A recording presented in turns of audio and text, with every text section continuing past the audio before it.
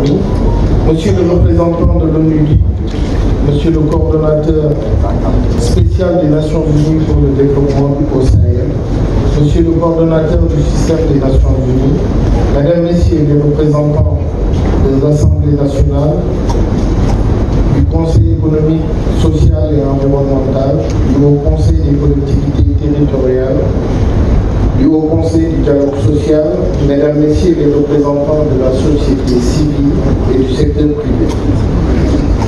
C'est pour nous un honneur de participer à la tenue du comité de pilotage du programme Partenariat pays de l'Organisation des Nations Unies pour le développement industriel.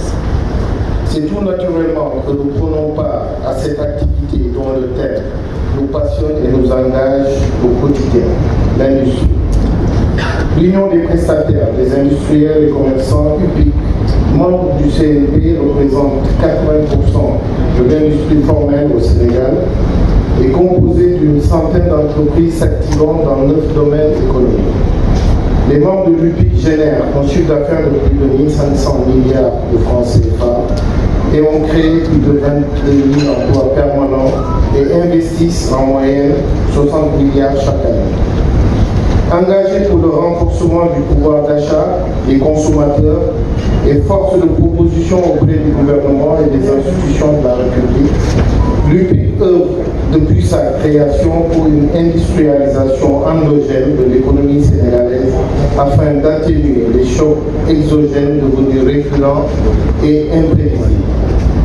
En effet, les industriels réunis au sein de l'UPIC sont des militants convaincus du produire et consommer local, seul gage d'une économie résiliente et moins dépendante des importations. La stratégie de transformation structurelle de l'économie par l'industrialisation n'est plus une option. Elle est devenue impérative face au contexte économique mondial de moins en moins favorable. La crise économique qui s'est installée suite au Covid-19 n'a ménagé aucun secteur économique. Les entreprises de tout secteur et de toute taille, petites comme moyennes, moteurs de la croissance et de l'emploi, représentant la moitié des emplois du secteur privé, ont subi une crise de plein fouet et peinent encore à retrouver leur niveau d'activité d'avant-pandémie. Depuis le 24 février 2022, est venue s'ajouter à cette pandémie de Covid-19 à peine maîtrisée, une nouvelle crise. En effet, la guerre opposant la Russie et l'Ukraine a engendré une hausse vertigineuse des prix des denrées alimentaires à l'échelle mondiale. Selon l'Organisation des Nations Unies pour l'alimentation et l'agriculture, la FAO, l'insécurité alimentaire pourrait davantage s'aggraver dans le monde puisque cette guerre oppose deux pays exportateurs majeurs de produits de base, fournissant ainsi plus du tiers des exportations mondiales de céréales. Ces crises successives qui nous installent dans la détresse nous rappellent l'impératif de développer nos capacités industrielles afin de nous appuyer sur nos propres forces. Car les crises profondes favorisent l'introspection et abritent souvent un potentiel de transformation, offrant ainsi l'opportunité de trouver des perspectives stratégiques pour les surmonter. L'UPIC s'est déjà lancé dans la voie d'une relance des activités post-Covid-19 et une reprise optimale de la croissance économique. L'UPIC salue l'initiative du programme de partenariat pays mis en place par l'ONU. Cette approche crée un cadre de concertation multipartie et permet une mobilisation des acteurs pour atteindre un objectif commun, un développement industriel inclusif et durable.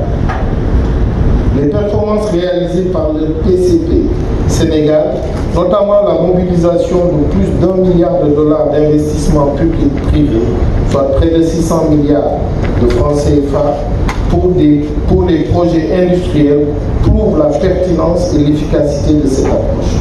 En outre, les études réalisées par l'ONU sur divers secteurs industriels dans le cadre du PCP sont pour nous les industriels de précieuses ressources qui nous informent sur les opportunités actuelles et futures, éclairent nos décisions et ouvrent des perspectives d'investissement.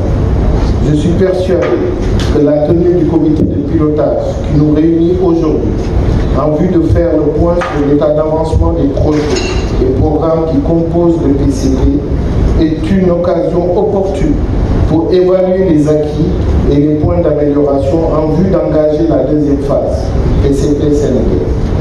Soyez rassurés de la participation active de l'UPIC du secteur privé à toutes les sections de comité de pilotage pour apporter les points de vue des industriels. En souhaitant succès et réussite à cette initiative, je vous remercie de votre aimable attention.